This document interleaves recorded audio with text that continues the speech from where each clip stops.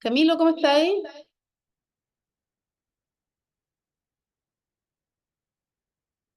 Ahí sí, bien, ¿y tú?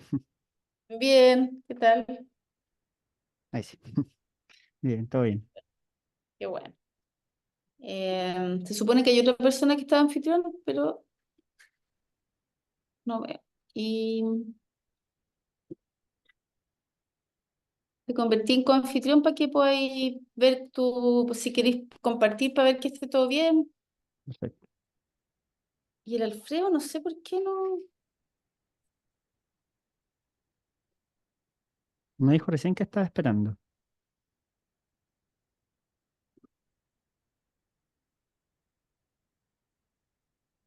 Ahí está, súper bien. Se ve perfecto. Y Alfredo, sí, pues, pero está en otro computador y le puse, a ver, Claudia.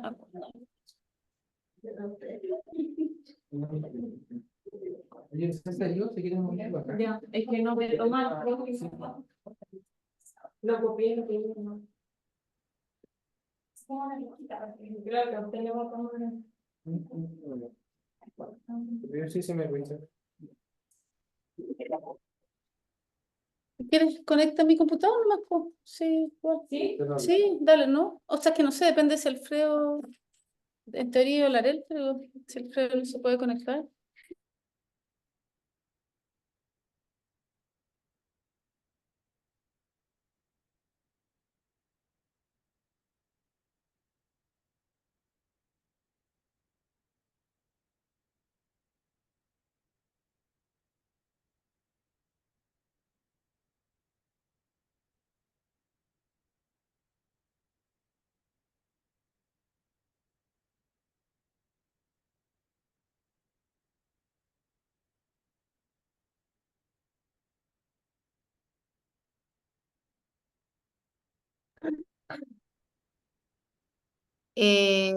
Alfredo, eres tú, chico.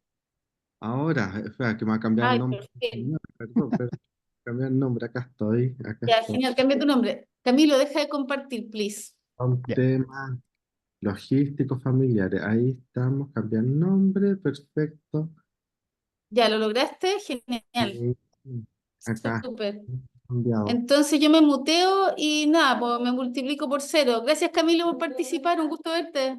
Besos. Ah, Les dejo acá listo para que Alfredo sea Gracias, yo, el anfitrión y tú presentes tranquilo.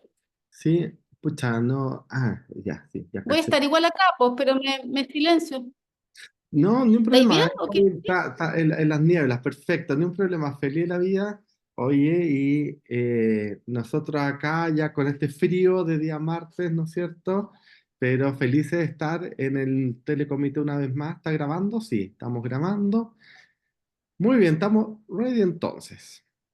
Esperemos que Súper. ahí se escucha bien. Si nos pueden decir por el sistema que se escucha, perfecto. Escucho perfecto. Oye, bueno, ¿dónde te veis todavía, Ale? Pues sí, para poder saludar a todos, Sí, ¿no es ahí. cierto? Hola. Bienvenidos. Ya somos 74 en línea, genial.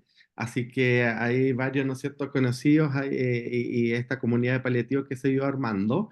Hoy día estamos como cada segundo martes, ¿no es cierto?, del curso, o sea, cada segundo martes del mes durante este curso, revisando temas que son propios cuidados paliativos que son súper necesarios de ir conversando, ir estudiándolos, pero además que sirvan como una instancia para que los equipos vayan revisando sus prácticas también y que puedan ir eh, conversando cómo seguir adelante, sobre todo mejorando la atención de los pacientes, que es un poco el foco de nuestro curso de ayudar en eso.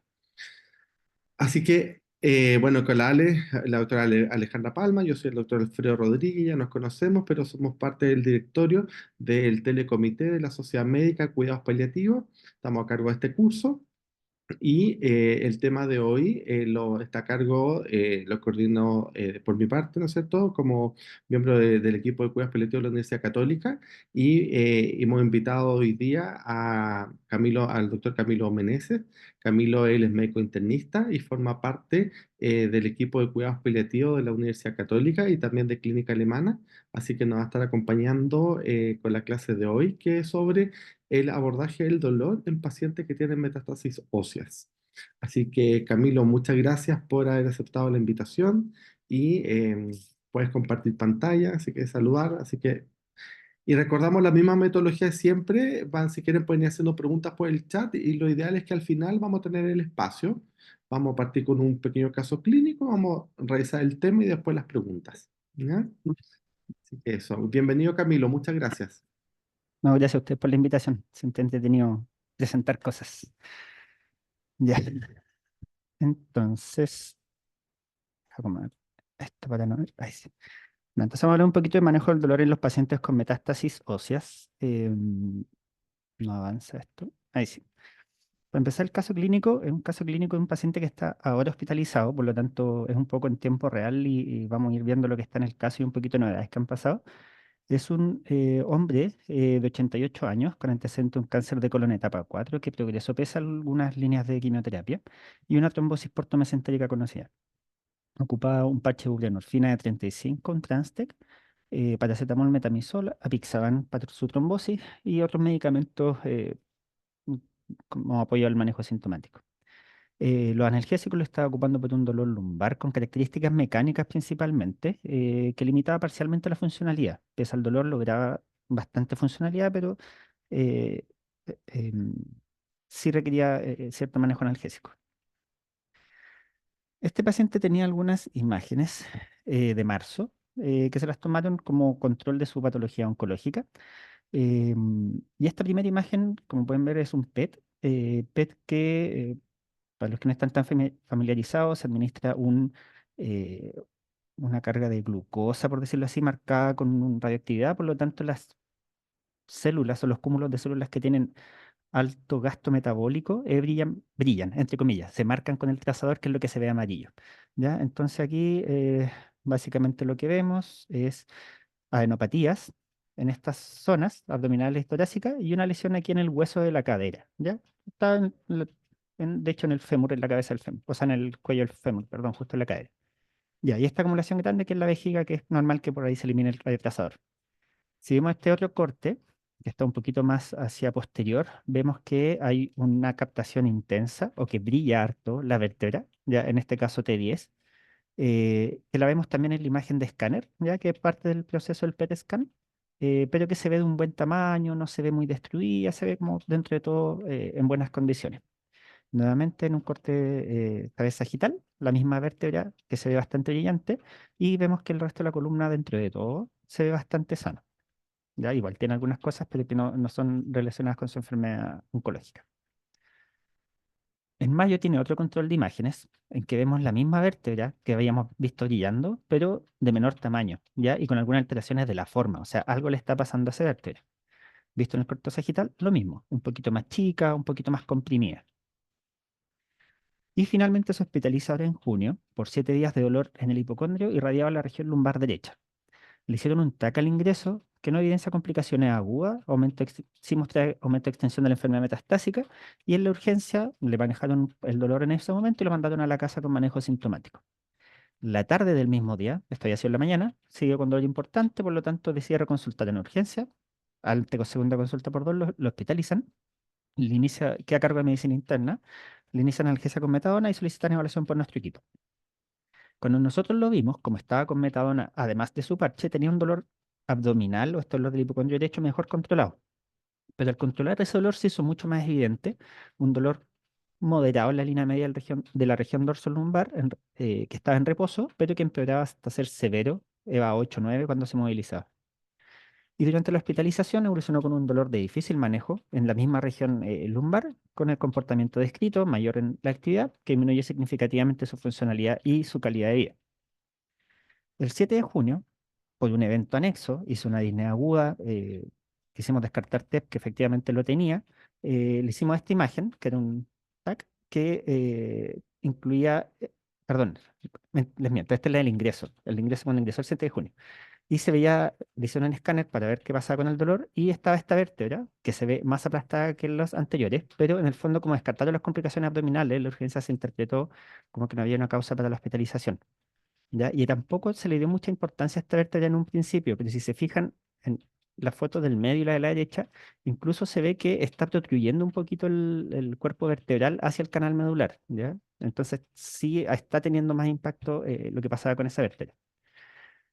Y ante la persistencia del dolor ya empezamos a sospechar que era la vértebra. Cuando nos llaman a nosotros, llamamos a radioterapia, empezamos a querer hacer cosas y tomamos esta resonancia el 17 de junio en que se ve claramente el cuerpo vertebral aplastado, mucho más comprometido y que estaba protrudiendo tanto hacia anterior como hacia posterior con compromiso del canal medular. Entonces, eh, la idea es ver cómo va a manejar el dolor en estos pacientes cuando el dolor proviene principalmente de la metástasis ósea. En este caso no había una compresión medular, al menos al principio, eh, que explicara el dolor para decir que era un dolor provocado por la compresión, sino que era solamente el dolor por la vértebra que estaba fracturada. Entonces vamos a ver algunas generalidades de la metástasis óseas, algunos de mecanismos del dolor, por qué duele la metástasis ósea, el manejo farmacológico y las terapias no farmacológicas que hay para el dolor por metástasis óseas. Entonces, primero generalidades. El hueso es el tercer tejido más afectado por la metástasis de tumores sólidos, ¿ya? El primero es pulmón, después el hígado, el tercero el hueso. Puede tener compromiso extenso en el mieloma múltiple, ¿ya? Es una de las características definitorias de esa enfermedad. Eh, Hay un 20% de casos en que el dolor de hueso hace que diagnostiquemos el cáncer, ¿ya? O sea, también es frecuente como parte del diagnóstico. Y es importante que el dolor pueda aparecer antes de que haya cambios radiológicos. Más adelante les voy a mostrar una imagen que explica el porqué de los cambios radiológicos que se ven en la metástasis. Y es importante también que típicamente el dolor óseo es mayor en las noches, ¿ya? Entonces suelen ser pacientes que tienen dolor, no sé, por ejemplo, en un brazo, que aumenta mucho en la noche, que de repente alguien dice, ya, hagámoslo en examen porque duele, y encuentran una lesión metastásica, ¿ya? O a veces está solamente el dolor, se estudia y no aparece nada porque todavía no aparecen los cambios radiológicos más evidentes. Esta imagen que es un poquito como una caricatura en el fondo, em, es una mnemotecnia en verdad para los tumores que más frecuentemente afectan los huesos o más metastizan a los huesos. Ya hay un sándwich gringo que yo aprendí con esta imagen que se llama el BLT, que es tocino, bacon, lechuga, lettuce y tomato, que en el fondo aquí ponen bacon por la B, breast o mama, la L por lung, pulmón, la T por tiroides, y acá le agregan el kosher pickle, que es por la K por kidney o riñón y la P por próstata. Ya, entonces, esos cinco son los cinco principales culpables de tener metástasis a los huesos, ¿ya? Y aquí aparece una columna porque la columna es el sitio más frecuente de metástasis ósea. Entonces, ¿qué tan frecuentes son las metástasis óseas? En estudios post-mortem de pacientes se ha visto que hay presencia de metástasis ósea en un 70-90% de los pacientes que fallecen con cáncer de mama o de próstata. Y un 30-40% en los que fallecen con los otros tres que vimos, tiroides, riñón, pulmón. ¿Ya? Por lo tanto, los dos primeros son los principales o los que más frecuentemente hacen metástasis óseas, pero también un alto porcentaje de los otros. En tumores sólidos, el 80% de las metástasis vienen de esos cinco orígenes principales, ¿ya? 70% de los pacientes con mama tienen metástasis ósea, 80% de los pacientes con cáncer de próstata, 40% de los con pulmón, 40% de los con cáncer renal. Y en el mieloma, en que la enfermedad ósea pasa a ser dentro de los criterios definitorios de la enfermedad, más o menos un 70% tiene lesiones líticas cuando se diagnostican y casi un 100%, un 95% en algún momento la evolución las presenta. Respecto a las ubicaciones, en general las metástasis son más afines a la médula ósea. Por lo tanto, la parte del esqueleto con más médula ósea es la más afectada, la calota, el esqueleto axial, la porción medular del esqueleto apendicular. Si vamos a los lugares más frecuentes, la columna, que está aquí en morado en los lugares más frecuentes, tiene un 70%, siendo mayor lumbar, después torácica y después cervical. La pelvis en un 40% y los huesos largos 25%. En general, las porciones proximales de los huesos largos, ya como está marcado acá. Y en calota un 14%. Y como tip, cuando las lesiones están distal a la rodilla o al codo, hay que pensar más en carcinomas pulmonarios o renales, ¿ya? Porque esos son, por decirlo así, un poco más desordenados y tienden a metastizar acá lejos, mientras que los demás tienden a ser más centrales. Respecto al impacto de las metástasis óseas, se relacionan con los SRE o Skeletal Related Events o eventos óseos relacionados también. Eh, Estos se presentan en un 64% de los pacientes con cáncer de mama, 49% de los pacientes con cáncer de próstata, 46% con los otros tumores sólidos y 51% de pacientes con mieloma. Estos eventos son cinco: el dolor, asociados a la metastasis ósea, la fractura patológica de una metastasis ósea o de un hueso con metastasis ósea, la hipercalcemia, la compresión medular o la necesidad de cirugía. ¿Ya? Es importante que además la metástasis ósea determina un pronóstico. Es muy raro que un cáncer sea curable una vez que tiene metástasis ósea. Hay obviamente excepciones, pero en general es muy raro. Implican mayor morbilidad, mayor mortalidad, menor sobrevida y deterioro de la calidad de vida. ¿Ya? La sobrevida media después del diagnóstico de la metástasis ósea es de 1 año en cáncer de pulmón, de 3 a 5 años en el cáncer de mama, próstata o mieloma. O sea, hay un compromiso significativo de la sobrevida esperada. En general, lo que uno está acostumbrado, lo que se ve más es que uno trata de, o se tienden a separar la metástasis ósea en la osteoblástica y la osteolítica. Esta separación de osteoblástica y osteolítica es una separación más imaginológica que conceptual en el fondo, porque la verdad es que no cambia mucho las conductas, no cambia mucho lo que vamos a hacer, ¿ya? Sí, hay cánceres que son muy predominantemente osteoblásticos, como el de próstata, ¿ya? Versus, por ejemplo, el mieloma, que es casi puramente osteolítico. Entonces, si tenemos un paciente que tiene metástasis blásticas, probablemente no vamos a pensar en mieloma. Ya sirve un poquito para guiar el diagnóstico, pero ninguna es definitoria. Todas pueden tener un comportamiento de las dos, excepto, por ejemplo, el mieloma. Y muchas son mixtas, tienen tanto lesión osteolítica y osteolítica. Y es importante que toda lesión osteolítica tiene un componente elástico, excepto quizá el mieloma, y toda metástasis blástica tiene un componente lítico. Ya llegamos a ver un poquito más de cómo funciona. Pero primero vamos a hablar de por qué el hueso es el tercer órgano más metastizado o cómo las metástasis se dan a los huesos. Entonces, como todas las cosas, en relación a esto no se comprenden por completo. Pero cuando aparece un foco metastásico o aparece algún cúmulo de células neoplásicas en la médula, que es mucho más frecuente que estén en la médula que en la cortical porque tiene mucha más perfusión, y empieza a crecer, hay algunos cambios que son reactivos y que alteran el balance osteoblasto-osteoclasto, ¿ya? Recordar que está una célula primordial que es el osteocito, que se puede diferenciar en osteoblasto que produce hueso y en osteoclasto que va a estar encargado de la resorción ósea, es decir, de comer hueso o de sacar el hueso para poder reemplazarlo por el nuevo hueso que hace el osteoblasto. Es un proceso que está siempre en marcha, pero aquí se altera ese equilibrio. Entonces lo que tenemos es un aumento de resorción ósea, lo que va a llevar a un aumento, perdón, a una destrucción osteolítica, o sea, vamos a comer más hueso del que vamos a producir de vuelta, y esto además lleva a un aumento de la sobrevida de células tumorales, ¿ya? O sea, llega el tumor, hace que se rompa hueso, lo que le aumenta el espacio donde puede vivir, pero además hace que se generen sustancias, digamos, distintos factores que aumentan la sobrevida de esas células tumorales. Entonces, los osteoblastos activos, además, que son los dedicados a producir hueso, estimulan la producción del factor nuclear kappa, da lo mismo, el RANK, acuérdense de eso, y es su ligando, que es el RANK L, ¿ya? Y esto hace que los osteoblastos, que son los que tienen que producir hueso, activen más a los osteoclastos, que son los que se comen el hueso. O sea, empiezo a comer hueso, los que tienen que reponerlo, además de reponerlo, estimulan que yo coma más hueso. Finalmente, como les digo, los osteoclastos comen hueso y liberan factores de crecimiento que apoyan el crecimiento tumoral. De las lesiones osteoblásticas sabemos menos todavía. Sabemos que es normal que haya una respuesta osteoblástica ante lesiones líticas, por lo tanto se cree que ahí el desbalance se altera un poco, que hay se inicia con un proceso lítico mayor en el que hay una sobre-respuesta blástica.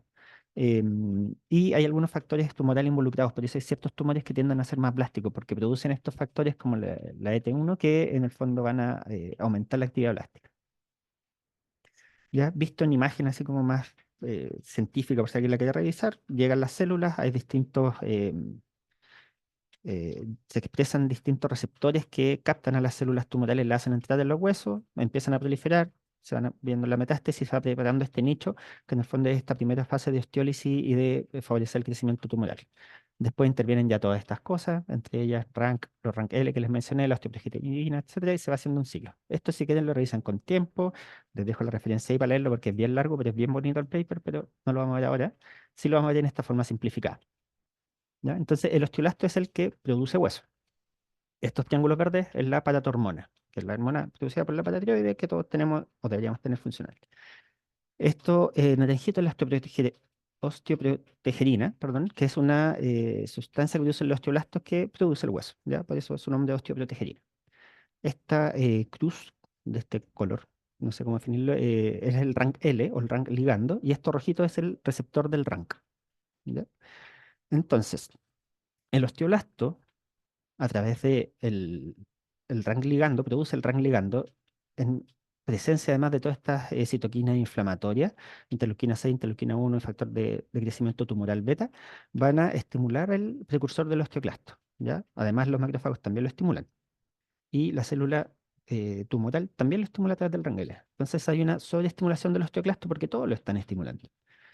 La osteoprotegerina trata de inhibir esto, pero tenemos paratormona, a veces una paratormona tumoral, que es la PTH-RP o péptido relacionado a la paratormona, que la secreta en algunos tumores y se secreta en el microambiente metastásico óseo, y más rank L. Vamos a aumentar esta respuesta. Por lo tanto, activamos mucho el osteoclasto, empiezan a resolver hueso, ¿ya? A comer hueso. Esta respuesta además genera que las células tumorales haya más presencia de PTHRP, de factor de crecimiento tumoral, de calcio y GF1, y esto estimula a las células que crezcan y que secreten más RANGL, y aquí se hace un ciclo de feedback positivo en el fondo que se va perpetuando el ciclo lítico de los huesos. Es importante tener en cuenta el rank L, porque lo vamos a ver después, que es súper importante para los tratamientos que vamos a ocupar para esto. Si lo quieren ver de una forma más completa, esta es como pasa en el mieloma en particular, ya que tienen alto receptor y para entretenerse, pero no es objetivo ahora, así que lo vamos a saltar, pero se lo voy a dejar por si la quieren mirar. La presentación clínica, bueno, las metástasis óseas pueden ser asintomáticas, podemos pillarlas incidentalmente haciendo, por ejemplo, imágenes de tapificación. En este caso, por ejemplo, en el caso clínico, hicieron un PET para ver cómo está avanzando la imagen, perdón, el cáncer de colon y en que se encontró esta lesión en la vértebra. A veces, como pasó también, hicimos un angiotac buscando un TEP y encontramos esta vértebra rota con signos de compromiso tumoral. eh, o a veces se hace solamente como imágenes buscando, por ejemplo, en pacientes con cáncer de próstata que se quiere descartar compromiso óseo, se hace un centigrama, por ejemplo. Lo vamos a ver después también. A veces puede ser por aumento de la fosfatasa alcalina en ausencia de un patrón colestásico. ¿Ya? En el fondo, fosfatasas alcalinas altas que también se producen en el hueso también pueden estar presentes en patología colestásica, pero que nos pueden indicar que algo está pasando. Hipercalcemia en general es poco habitual. La hipercalcemia tumoral tiende a tener otros mecanismos más que la pura destrucción hacia por metástasis. Tiene que ser una enfermedad muy, muy, muy avanzada, pero también puede pasar. Y lo mismo con las citopenias. Uno podría ver anemia, trombocitopenia, linfopenia, leucopenia, pero tiene que ser cuando hay una invasión medular muy grande y es casi una mieloptisis, en el fondo, una invasión tumoral de toda la médula. Entonces, puede haber, sí, es poco frecuente y es poco probable. Y cuando son sintomáticas es más fácil, pues. Duelen o a veces en los casos que aparece la hipercalcemia, cuando la hipercalcemia se hace sintomática y uno a través de eso detecta la metástasis, pero como les decía, es menos frecuente que sea la hipercalcemia que lleva, que sea por lesiones metastásicas extensas. Entonces, ¿cómo las vamos a diagnosticar? Lo ideal es guiar el estudio imaginológico por clínica. Actualmente no está muy recomendado el screening óseo difuso porque no se ha visto que tenga mayor beneficio, ¿ya? Entonces, si por ejemplo a una paciente le duele el brazo derecho, estamos en antecedente de que tiene una enfermedad neoplásica, uno podría partir con una radiografía. Ya la radiografía tiene una sensibilidad de 44% y una especificidad de 50%, o sea, no tiene mucho rendimiento para esto, ¿ya? Acá vemos una imagen grosera de una metástasis claramente evidente, que tiene un componente plástico, pero además tiene otros componentes líticos. Pero si uno empieza a mirar más, aquí, por ejemplo, se ve que hay un poquito más de una zona un poco más radiolúcida, que es esta parte más oscurita que se ve justo donde estoy rodeando con el puntero, o que se ve un poquito más evidente acá abajo en una más grande, ¿ya? Pero pueden ser muy sutiles, entonces sirve como un approach muy inicial, pero la verdad es que no nos ayuda tanto. Sí nos puede ayudar para las fracturas, ¿ya? Por ejemplo, aquí que se ve que la cortical está comprometida, que pudiera estar fracturada. El TAC aumenta la sensibilidad y aumenta la especificidad, casi un 80% las dos en promedio más o menos. Y tiene la ventaja que puede mostrar tanto lesiones blásticas, que son estas más blancas que se ven aquí, en fondo que hay más calcio presente, por lo tanto es más radio opaca, y también lesiones líticas, que son estos, entre comillas, hoyitos que se ven, que son las partes en que hay menos calcio porque está reemplazado por tumor. Podemos también pedir una resonancia, que ya la sensibilidad sube un 90% y la especificidad un 96%, principalmente en estas dos secuencias. La resonancia tiene varias secuencias que hacen o brillar o detectan distintas cosas. En este caso el T1, si se fijan, lo que más destaca es la grasa, ¿ya? Como los huesos tienen un componente medular también que tiene grasita, aquí podemos ver también lesiones líticas, ¿ya? Y se ve, tanto se puede ver en las imágenes con contraste que se destaca un poquito la grasa, o en las imágenes óseas que falta un pedacito de hueso. Ya también se pueden ver si son líticas, nos permite ver si hay riesgo de fractura y otras cosas también la resonancia. Si ya queremos hacer un screening de cuerpo completo, tenemos la opción del cintigrama, ¿ya? El cintigrama depende de que haya actividad blástica, ¿ya? Porque eso es importante, porque si a un paciente con mieloma le hacemos un cintigrama, puede tener los huesos completamente comprometidos, pero no vamos a ver nada en el cintigrama, ¿ya? El cintigrama tiene una sensibilidad de 79% y una especificidad de 82%. ¿Qué es el cintigrama? Se da a un radiotrazador que marca zonas de alto metabolismo óseo, básicamente. Entonces, todo lo negro es donde se acumula el radiotrazador, ¿ya? Entonces se ve el esqueleto blanco o más blanco o gris, que es donde no está comprometido. Y aquí vemos la distribución que les comentaba antes. En la calota, columna. Bueno, aquí esta frontal no se nota tanto, pero aquí vemos que está comprometida la columna lumbar, cervical, parte proximal de los huesos largos y pelvis. Y aquí pueden ver que también hay algunas metástasis distales, ¿ya? Más avanzado y moderno, podemos hacer un PET, que ya la sensibilidad sube a 94 y la especificidad a 97%, que es el examen que le mostramos al principio. Damos eh, una glucosa marcada, en el fondo reactivamente, que se une a los sitios de alto metabolismo celular, por eso ven que el cerebro acá arriba brilla, ya el hígado también tiende a brillar un poquito, y además todos los sitios donde estamos metabolizando harto, que los tumores tienden a ser de alto metabolismo, brillan, ya porque captan el trazador que en el fondo lo hacemos brillar para saber dónde está. Parte proximal de huesos largos, pelvis, columna, prácticamente al completo. Y aún más moderno, el PET lo podemos optimizar con algunos trazadores específicos, ¿ya? Por ejemplo, podemos que en vez de darle glucosa, le podemos dar PSMA marcado. El PSMA es una molécula que se une específicamente al tejido prostático. Entonces podemos hacer un PET que nos permita ver dónde, en qué partes del cuerpo hay tejido prostático. Claramente cuando sospechamos que haya tejido prostático fuera de la próstata. Entonces se ve algo así, ¿ya? Entonces, si pueden ver acá, todas estas manchas amarillas es la presencia de tejido prostático detectado por un PET-PSMA, ¿ya? Entonces, claramente vemos los huesos, mucha de la pelvis, columna, algunas partes de la parrilla costal. Hay otros marcadores también específicos de otros tumores. Ya, y esto es lo que le comentaba, la relación entre la patología y la imagen, ¿ya? ¿Por qué le muestro esto? Porque es importante que nos va a ayudar para saber cómo, por qué nos sirve cada imagen. En el fondo, sabemos que en las metástasis, estas células verdecitas son las metástasis y estos moraditos son los macrófagos. Alta actividad macrofágica implica alto metabolismo, por lo tanto, lo vamos a ver en el PET. En la superficie tumoral van a haber receptores específicos, por ejemplo, el PSMA, HER2 en algunos cánceres de mama o digestivos, que vamos a poder marcar también específicamente como les mostraba en el PET anterior, ¿ya? Otras marcadores no específicos de metabolismo tumoral, perdón, como la glucosa, etcétera, que son los marcadores del PET, también van a estar más presentes en esta zona. Van a haber osteoblastos respondiendo a la parte lítica, que estos como monitos rojos son los osteoclastos, los que comen hueso en el fondo, por eso está aquí como esta melladura. Entonces, como van a haber osteoblastos respondiendo a eso, podemos verlos con el cintigrama óseo, ¿ya? También hay algunos PET específicos y también lo podemos ver con el escáner. Podemos ver la arquitectura ósea, la trabécula y la presencia de osteoclastos con las lesiones en los escáneres, la resonancia del PET. Podemos ver la densidad celular, podemos ver cosas específicas del fondo de la acumulación de agua o grasa en la imagen con la resonancia y lo mismo metabolismo de nuevo con el PET y la vascularización que tiende a ser las lesiones óseas más vascularizadas también con la resonancia. Ahora, sabemos que hay lesiones, sabemos que tienen alto impacto, pero ¿por qué duele la metástasis ósea? ¿Ya? Este caso de la imagen no es tan buena porque claramente hay una compresión medular, pero vamos a ver.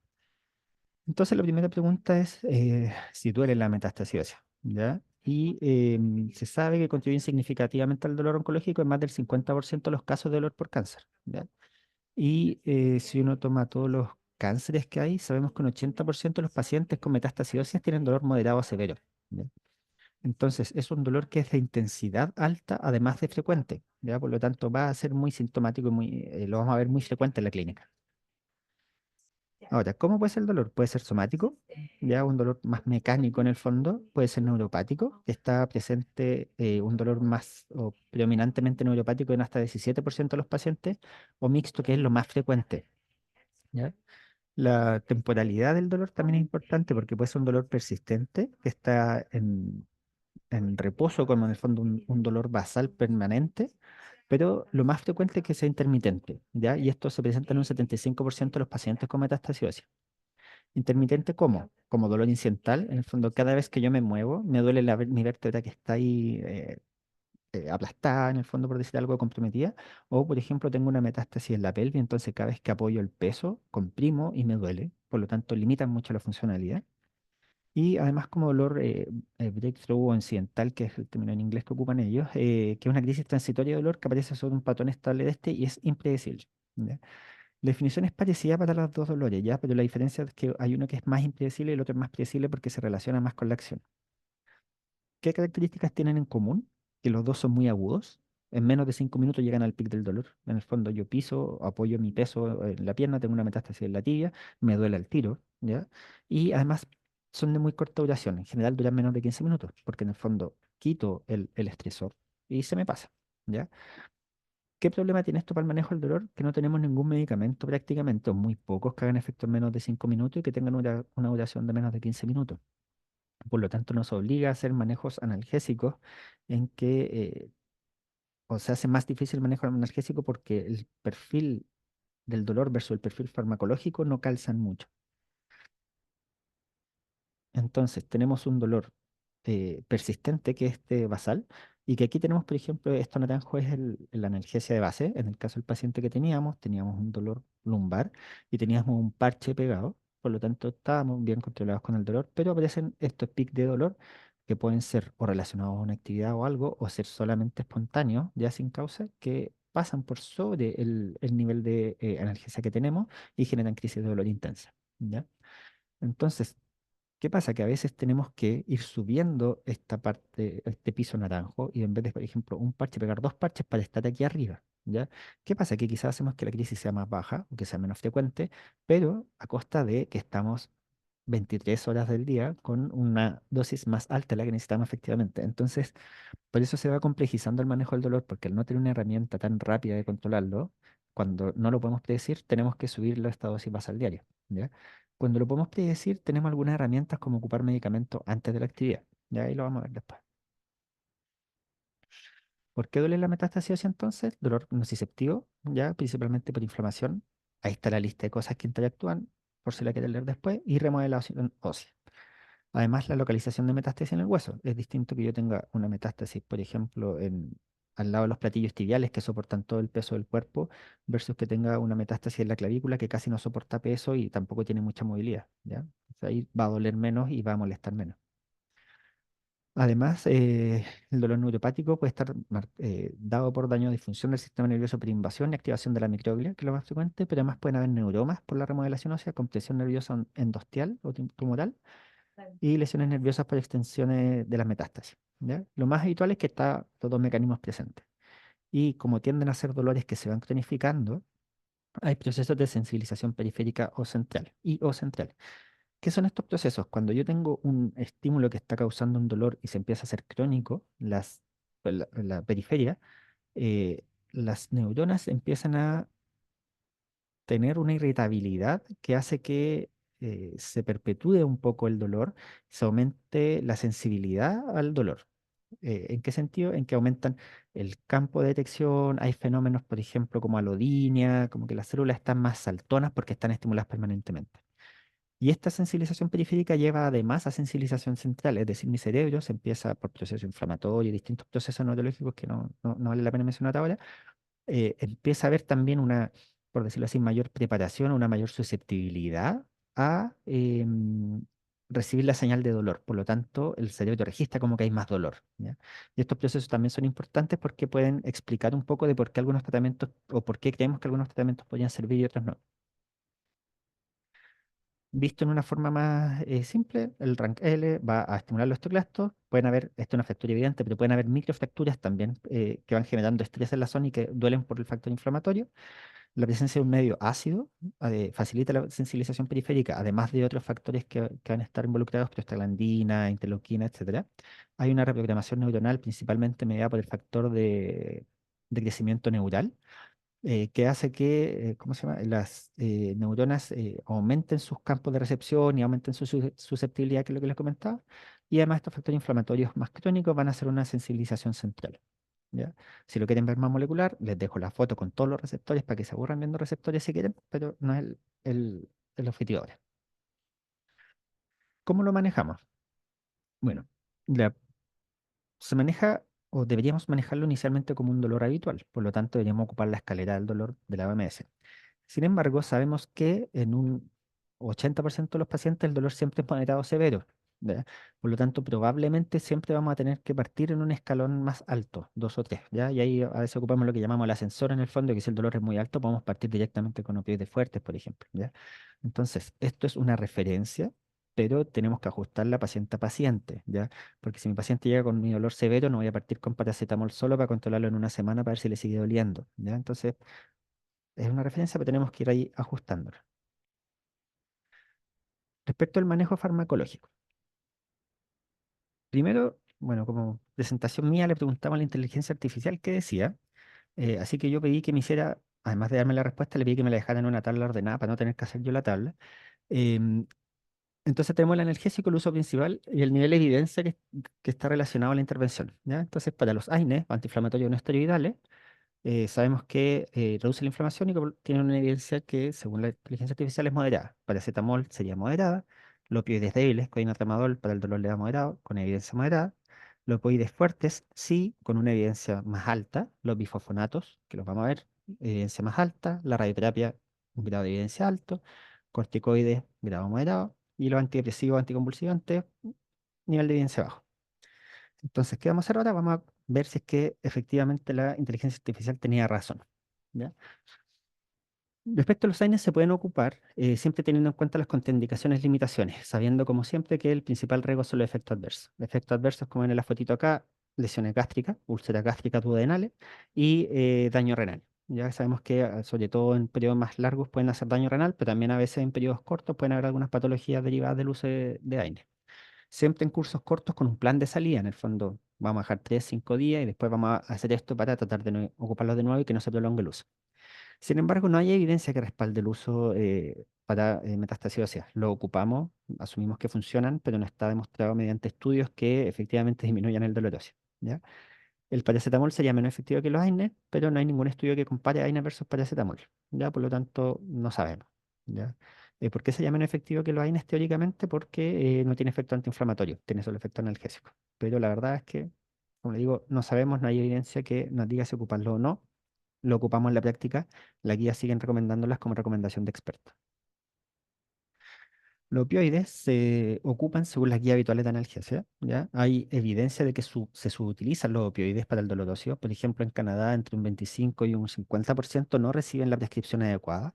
Y en Portugal se vio que hasta un 85% de pacientes con dolor moderado o severo no recibían un opioide fuerte, ¿ya? Por lo mismo, porque, sí, por eso les mencionaba lo de la escalera y este ascensor, porque en el fondo podemos partir manejando un dolor moderado severo con paracetamol y AINE, pero claramente nos vamos a quedar cortos y eso es lo que refleja esta estadística. Siempre que deberíamos considerar el carácter mixto, que es nociceptivo y neuropático para elegir el opioide. Ya podrían haber algunos que en la teoría y casi que en el laboratorio tendrían mejor perfil para este dolor. Como regla general, no se recomiendan los opioides débiles, tienen menor evidencia de efectividad, alto efecto adverso y el dolor tiende a ser moderado o severo, por lo tanto no tendrían un nicho ahí los opioides débiles, salvo casos muy puntuales. No hay evidencia de diferencia de efecto entre la buprenorfina, oxicodona, fentanilo ni morfina, por lo tanto cualquier opioide en teoría debería tener el mismo rol. Y la metadona es una alternativa, sobre todo por este rol de lo que es NMDA, que además tendría un mejor efecto sobre los dolores neuropáticos, pero teniendo en cuenta las particularidades de la metadona, sobre todo la vía media, que tiene riesgo de acumulación tardía, que es un poco más difícil de ocupar, por lo tanto debería ser ocupado por personas y equipos más entrenados. Respecto del tapentadol, que también tendría un buen perfil por su rol en dolor neuropático, sobre todo, no hay evidencia o no hay estudios que se enfoquen en el dolor óseo, ya, o directamente en el dolor óseo. Y hay que tener ojo con las dosis crecientes por el uso de los rescates. Entonces, por ejemplo, pacientes que tienen dolor incidental, que, no sé, el paciente que cada vez que se levanta le duele, y entonces ocupa 3 4 5 rescates al día y nosotros vamos subiendo la dosis basal, subiendo la dosis basal, subiendo la dosis basal. Y a veces es mucha mejor estrategia dar un rescate unos 20 minutos, 30 minutos antes que se levante, para así tener una mejor cobertura del dolor. Y evitamos ocupar el rescate y manteniendo la dosis basal no tan alta, porque no necesariamente la dosis basal va a lograr controlar el dolor incidental que se produce al estresar la zona donde está la metástasis. El dolor incidental mantiene una prevalencia que es casi el 60%, pese a que ocupemos opioides de rescate, ¿ya? Porque en el fondo, por el perfil farmacológico, si a un paciente le duele y su pic llega en menos de 5 minutos, el dolor dura menos de 15 minutos, y le doy un rescate de morfina oral, el rescate de morfina le hace efecto a los 30 a 45 minutos. Por lo tanto, es mucho más probable que el dolor se le haya pasado solo a que haya sido efecto del rescate, ¿ya? Entonces hay que tener ojo con eso. Respecto a los agentes dirigidos al hueso, Bone Targeted eh, Agents o antirresortivos, como grupo, estos son medicamentos que van dirigidos a la fisiopatología de la lesión lítica principalmente. Entonces, como grupo disminuyen los eventos relacionados y disminuyen el dolor. ¿Cómo se ha visto que disminuyen el dolor? Porque hay scores más bajos de dolor entre los pacientes que lo han usado y menos uso de analgésicos. ¿Ya? Esto incluye a dos grupos, los bifosfonatos y el denosumab. Los bifosfonatos, su acción, entre otras, es inhibir la función de los osteoclastos. Está demostrado que disminuye los eventos óseos relacionados y sí tiene una evidencia de efecto analgésico, es débil. Sabemos que previenen eventos óseos, por lo tanto previenen el dolor, pero si yo tengo un paciente con metástasis ósea dolorosa y le doy, por ejemplo, un pamidronato o un soledronato, no va a tener un rol analgésico tan fuerte, ya su efecto es modesto sobre el dolor ya establecido, entonces no lo deberíamos ocupar como única herramienta. Si el paciente tiene un dolor moderado, y digo, le voy a pasar el bifosfonato, por lo tanto no voy a partir opioide o no voy a partir analgesia, está mal, ya porque no va a lograr el alivio de eso. Y el denosumab es un anticuerpo monoclonal contra el RANK L. Ya puesto aquí en una caricatura está el osteoblasto que produce el RANK L que va a estimular al osteoclasto que está aquí esperando la pelotita con el guante. Básicamente el denosumab es este dinosaurio que se va comiendo las pelotitas. Entonces impide que estimulemos el osteoclasto y frena su acción. Por lo tanto, logra una inhibición casi completa del osteoclasto. Retrasa el inicio del dolor, no disminuye el dolor ya establecido, al igual que los bifosfonatos. Pero se ha visto que es superior al ácido soledrónico más terapia oncológica en cáncer de mama y próstata respecto al tiempo hasta el primer y los siguientes eventos relacionados. O sea, es una muy buena herramienta para disminuir estos eventos. Es importante la vía de administración. Ya tenemos el pamidronato que se administra en 4 horas endovenoso. Tenemos el ácido soledrónico que se administra en 15 horas, perdón, en 15 minutos endovenoso. Ambos tienen que ajustarse por función renal. Y por el otro lado, tenemos el denosumab que no se ajusta por función renal y que se puede administrar vía subcutánea. Por lo tanto, es mucho más rápido, es mucho más fácil de administrar. Es mucho más caro, obviamente. Y el impacto de las intervenciones, tanto bifosfonato y denosumab en calidad de vida, la evidencia es muy débil, porque en general no se ha medido mucho, ¿ya? No porque no tenemos una evidencia de que no mejore la calidad de vida, pero no tenemos tampoco evidencia de que sí la mejore, ¿ya? Entonces, falta información. Por si quieren ver más en profundidad después los efectos de los bifosfonatos, pero también por honor al tiempo y la profundidad de la presentación la vamos a dejar. También si quieren comparar los bifosfonatos entre ellos y versus el soledronato, les dejo la tabla, pero no la vamos a ver. Importante los efectos adversos. Los bifosfonatos pueden dar una sensación de influenza, hipocalcemias sintomáticas, como efectos adversos comunes, es decir, más del 1% de los pacientes, y osteonecrosis mandibular, que son como los más conocidos y temidos, y del denosumab también como comunes, hipocalcemia sintomática, osteonecrosis de la mandíbula. Es importante también por esta hipocalcemia siempre verificar cómo está el nivel de vitamina D de los pacientes, porque eso nos ayuda a prevenir esta hipocalcemia. Entonces le medimos la vitamina D, le cargamos si es que tiene déficit de vitamina D y le administramos el bifosfonato, ¿ya? O pueden ser en simultáneo, pero en el fondo nos tenemos que preocupar de ver cómo está la vitamina D. Ya. De coadyuvantes. La pregabalina la ocupamos harto para el dolor óseo, pero la verdad es que hay poca evidencia, ¿ya? Esto es otra búsqueda que hice por inteligencia artificial, que dice que de 6 papers analizados hay un 83% que apoyan el uso de pregabalina. Lo fuimos a confirmar y en verdad la evidencia es de mínimo aporte. Hay ensayos clínicos de pregabalina versus placebo en pacientes que van a recibir radioterapia pegalotosia que no demostró beneficio, em, pero sí tienen o sea, esta ausencia de beneficio está demostrada cuando nosotros estamos tratando el dolor óseo puro, ¿ya? ¿Qué pasa cuando el dolor óseo se va cronificando y van apareciendo fenómenos de sensibilización y van apareciendo características neuropáticas? Ahí sí podrían tener un rol y por eso es que las seguimos ocupando. Entonces ahí hay que tener harto ojo con la selección de candidatos, porque un paciente que está recién con una metástasis ósea con un dolor puramente mecánico probablemente no se va a beneficiar y puede sumar los efectos adversos. ¿Ya? Por lo tanto, esta búsqueda se equivocó, ¿ya? Y después revisando los papers que analizó, en verdad, eh, metió muchas cosas que no correspondían a la búsqueda, ¿ya? Entonces, los dejo para que sepan que cada una de estas búsquedas, si bien nos facilitan harto la pega, hay que verificarlas muy bien porque pueden tener harto error. Y respecto a los corticoides, tienen un efecto antiinflamatorio y antiedema potente. Hay que dar cursos cortos por efectos adversos significativos. ¿Cuál? Ocupamos la dexametasona habitualmente. ¿Por qué? Porque tiene menor efecto mineralocorticoide, por lo tanto genera menos edema.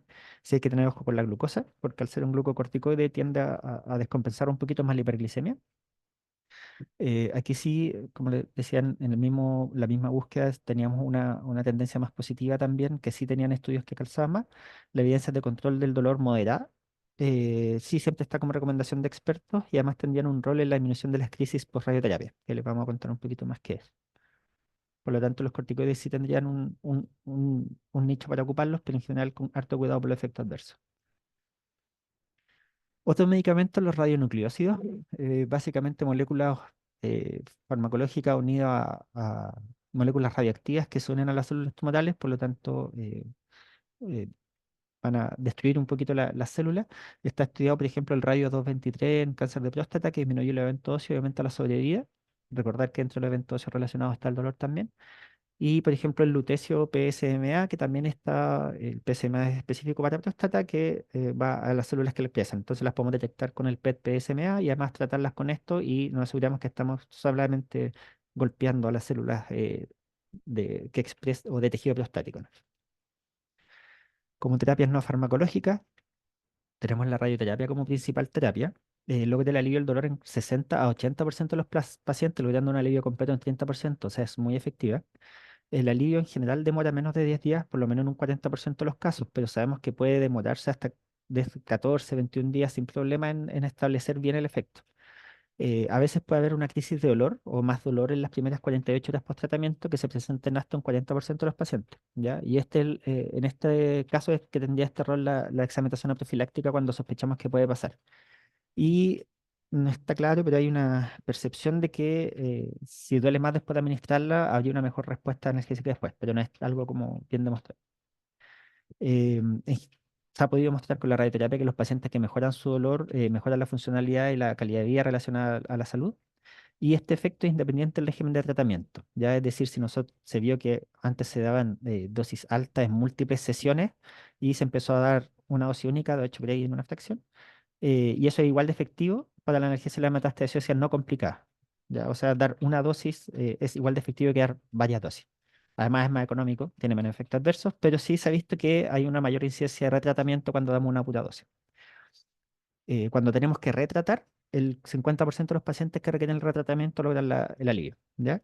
Y hay nuevas modalidades de terapia como la SBRT que podrían tener mejor resultado en dolor que la EBRT, que es la más habitual, al final es una dosis más concentrada y más potente, pero no ha demostrado ni mejorar la calidad de vida, ni la fatiga, ni el desgaste emocional, y además podría tener más riesgo de fractura porque al ser más efectiva deja peor, por decirlo así, el hueso. También hay procedimientos cuando hay, por ejemplo, la metástasis ósea implica una compresión nerviosa o un daño nervioso, se pueden hacer bloqueos nerviosos, se pueden hacer ablaciones con radiofrecuencia, por ejemplo, o crioterapia en lesiones óseas que logran un control del dolor en casi el 70%, o 64 a 77% de los casos. Algunas intervenciones dirigidas a la metástasis de columna, como las vertebroplastías que se ve acá en la foto, que en el fondo tenemos la vértebra aplastada con tumor, se infla un globo para recuperar el tamaño y se llena con un cemento que puede ser también con analgésico, y en algunos casos la cirugía. ¿Cuándo está recomendada la cirugía? Una metástasis única, sin compromiso de otros órganos, con sobrevida larga esperada, podemos sacar la metástasis, ya sacar solamente el pedazo de hueso que está malo. en metástasis con riesgo de fractura alto, por ejemplo, metástasis muy lítica en el cuello del fémur, que sabemos que el paciente se va a parar o se va a tropezar y se va a fracturar, y a veces como rescate cuando ya el daño es muy extenso. Ya, eso para que lo vean después, un algoritmo de cómo ocupar los bifosfonatos. Y si quieren profundizar más, les dejé también una lista de algunos papers que son bien bonitos e interesantes del tema. Muchas gracias, Camilo. Uf, un barrido de información. Si quieres, ahora vamos a dejar de compartir pantalla. Salud pantalla muy completa. Ahí, ahí estamos. Oye, Camilo, bueno, oye, mil gracias. Una revisión completa de todo, ¿no sé? Todo desde un poco de la fisiopatología hasta los últimos tratamientos. Y un poco, no pretendamos poder profundizar en todo, y eso, por eso Camilo colocó algunas diapos, ¿no es cierto? Y lo organizamos de esa forma, porque quien quiera profundizar, pueda profundizar. Sabemos que hay un público bien variado. Pero lo importante de repente es escuchar, ¿no es cierto? Y tener conocimiento de decir, ah, sí, la radioterapia puede servir para la metástasis ósea, o hay otros tratamientos, o la cirugía. Entonces, los bifosfonatos, pero como que vayamos, ¿no siendo, teniendo este concepto, esta claridad de que existe a veces más que solo los AINES, que a veces quedamos en eso. Entonces, voy a aprovechar ya que nos quedan solo 10 minutos para hacer unas preguntas que estaban acá en el chat, Camilo, a ver cómo nos va. Pero mira, una es con el tema del dolor irruptivo, un poco si es que el ketorolaco sublingual, por su tiempo de acción rápido, serviría para el dolor incidental. Y de la mano va también un poco lo del fentanilo sublingual. Sí, sí, de hecho, bueno, evitamos el uso de AINE a largo plazo, pero si son rescates no tan seguidos, no tan frecuentes, no podría ocupar el ketorolaco sublingual y yo he visto en algunos casos que responde bien. Igual que, por ejemplo, en hospitalizado, de repente ocupamos el parecoxib endovenoso, o ketorolaco endovenoso también, podría ser una alternativa en uso acotado, siempre teniendo en cuenta que los AINE lo ocupamos así. Y efectivamente el fentanil, tanto en estos comprimidos orales, otras mucosos, todas estas vías de administración se podrían ocupar para estos casos y es uno, probablemente es, es como el setting en que mejor aplican, porque es raro que, o es como el tipo de dolor que es tan agudo como para justificar el uso de un medicamento así. Eso es cierto. Y después con respecto a la dexametasona, eh, ¿cómo iniciarla? ¿Por cuántos días cuando uno quiere dejar, ¿no es cierto? Un poquito corticoides en un paciente con dolor óseo. Difícil, no hay como guías o evidencia al respecto como tan establecida, porque en el fondo la gente usa dexametasona y creemos que funciona, pero no hay estudios como que digan tantos miligramos de dexametasona funcionan. Lo que se ocupa en general son dosis altas o muy altas, es decir, de 8 miligramos al día hacia arriba, de repente 8, 16, 24, 32, hasta 60 miligramos está escrito, entonces es súper amplio. En general, yo creo que pocas veces ocupamos menos de 8 o 12 miligramos al día cuando es como por algo fuerte, o sea, por un dolor muy fuerte. A veces uno podría ocupar 4 cuando es un dolor más como no tan descontrolado, pero como no es un recurso que uno ocupe de entrada, en general lo tiene que ocupar en dosis un poquito más altas ya cuando está considerando que o han subido mucho la dosis de opioide o no hay buena respuesta, etcétera. Yo creo que es importante, perdón Camilo, complementar de que, y que reforzar, ¿no es cierto?, el concepto de que los corticoides no es un estándar a usar Mm, para todos los pacientes que tienen dolor óseo, sino que mm, hay que ser también precavidos cuándo usarlo, en qué paciente, ¿no es cierto? Entonces, reforzar eso de que no todos los pacientes que tengan dolor óseo los voy a dejar con corticoides, sino que tienen que ser aquellos que en el fondo después de la evaluación, ¿no es cierto? Y conversarlo, analizarlo, pueden ser beneficiarios de eso y que en el fondo no estamos hablando como cuando uno habla de una compresión medular, que es distinto el escenario, sino que estamos hablando de pacientes que de repente un dolor óseo puede ser una costilla y no por eso lo voy a dejar yo con corticoides. Entonces, eso también poner una balanza cuando ocuparlo y ser también precavido, si no nos vamos a llenar después de pacientes con corticoides para mm. manejo doloroso y que no es la idea. Claro. Por ejemplo, en el caso clínico, solamente para comentarlo, no estaba con un manejo del dolor tan difícil, pero sí estaba teniendo efecto adverso al opioide de un paciente de 88 años. Entonces, con una dosis un poquito más alta de opioide, empezaba a ponerse somnoliento, empezó a hacer un poquito de delirium. Y para contener un poquito la subida de la opioides agregamos un poco 4 miligramos de dexametasona. Pero después empezó con alguna parestesia en la pierna, de hecho con debilidad de la fuerza o con disminución de la fuerza muscular, como ya es síntoma de compresión medular, y ahí sí tuvimos que ocupar dosis mayores de 16 miligramos al día de dexametasona. Pero porque hubo compresión medular. Por la compresión medular, no por el dolor que lo ocuparon en el Claro. hospital como coadyuvante una dosis baja. Perfecto. Después, a ver acá, entonces se me pierden las preguntas. Em, sobre radioterapia. ¿Qué información más específica se requiere para determinar cuándo un paciente no es candidato a recibir la radioterapia para el manejo del dolor?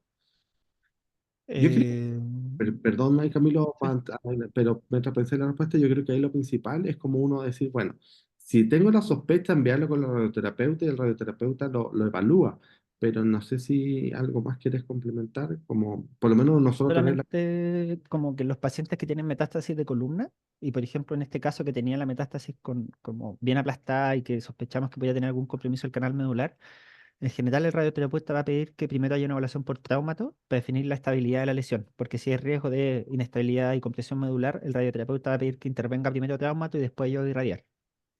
Pero salvo eso, todos los pacientes se pueden irradiar porque como es monodosis rápida, a veces los simulan y los tratan en el mismo tiempo, entonces no es muy complejo el tema. Eso. Y acá la Bea puso una pregunta ya, pero así al callo. Puso, Parecoxib, ¿tiene evidencia de ser mejor que otros COX-2 como Celecoxib o Enterocoxib? ¿O es por la presentación EB? No, solo la presentación es. Aquí No, no. no Vale. hay evidencia que sea mejor. Probablemente no hay estudios que los comparen, en verdad. Sí, es difícil. Y en relación al denosumab, eh, sí, subcutáneo en domicilio sí, de todas maneras se puede usar. No, perdón, me adelanté la respuesta, pero Está bien. ya, sí se puede, el denosumab subcutáneo es bastante útil, práctico y se puede usar sin problema en el domicilio también. Y después tenemos acá, no, que de dónde están. Ya, Karina pone también respondiendo, dice, en sospecha de síndrome de compresión medular como urgencia oncológica, ¿qué dosis de DEXA recomienda para el inicio del manejo del cuadro? Ah, ya, pero un poco lo que comentaste recién, si quieres reforzar nomás, pero enfocándonos en Sí, la compresión medular, no. no, pero ojo que a ver, los corticoides tampoco tienen evidencia para el manejo de la compresión medular. Es una Ujú. evidencia que es prestada del trauma raquimedular, por lo tanto tampoco tenemos dosis establecida. En general se ocupan 12, 16 miligramos, en algunas partes dejan 24 miligramos, pero en general 12, 16 miligramos al día. Sí. Bueno, iban surgiendo preguntas extra, por ejemplo, ¿por qué usar el denosumab en la casa? Bueno, ta- entiendo que por ahí va la pregunta, Bea, es plantearse si tiene indicación o no, ¿no es cierto? Pero eso, claro, Mm. lo cual si se puede usar por subcutáneo en la casa, sí, otra cosa es que tenga indicación o no, ¿no es cierto? Eh, y Yo creo que para va un poquito más la practicidad, en el fondo, que no necesitamos tener el paciente 2 horas sentado en una cama como con el bifosfonato, sino que podemos administrarlo cebado o quizás hacerlo ambulatorio por facilitarle la vida, ¿no? Más que por... El paciente en Performance 4 no tiene indicación de bifosfonato estrictamente. Y una pregunta, pero yo creo que es como ahondar más como ya el tema comunicación, que un paciente que rechaza uso de opioide para el manejo del dolor, ¿cuál sería la alternativa para manejar el dolor? Yo primero preguntaría por qué lo quiere rechazar, pero bueno, no Sí, sé. ¿Qué más, Camilo, qué podrías responder ahí? no, eso, ver bien por qué, porque al final se va a hacer súper difícil el manejo del dolor sin opioides. Duelen harto, y sobre todo las de columna duelen harto. Son Y ahí un dolores. poquito haciendo eco de lo que pregunta la Nina por el caso, Ujú. nos Eso, costó mucho hacerle la radioterapia porque nos costó mucho lograr que pudiera estar en decúbito por el dolor. Finalmente logramos irradiarlo el viernes eh, con mejor control del dolor. Yo quería darlo de alta, de hecho, ayer, pero el paciente el sábado se levantó para pasarse a la silla de ruedas, rechazó un poco la ayuda, cayó algo brusco sobre la silla de ruedas con una extensión de columna, en el fondo se fue hacia atrás y empezó con otro dolor agudo que sobrepasó el dolor anterior. Le hicieron un escáner el domingo y se fracturó T8. Así que ahora tenemos un paciente que además de la fractura de T10 que tratamos, que irradiamos, ahora tiene una fractura de T8. Eh, Obviamente yo fui a revisar el PET porque dije, no importa, le irradiamos de nuevo, como habíamos hecho en la fractura anterior. Pero en el PET, y esto es importante, igual lo quería mencionar en algún momento porque en el PET no se ve que haya captación de marcador en T8. Por lo tanto, yo no tengo evidencia de que haya habido tumor en esa vértebra. En todos los exámenes sucesivos tampoco se ve compromiso tumoral. Entonces puede haber sido perfectamente una fractura osteoporótica. Y si es una fractura osteoporótica, no tiene indicación de radioterapia. Por lo tanto, que el paciente haya tenido un cáncer con compromiso óseo no quiere decir que no se haya podido fracturar, en el fondo no oncológica, solamente por osteoporosis o por otra causa.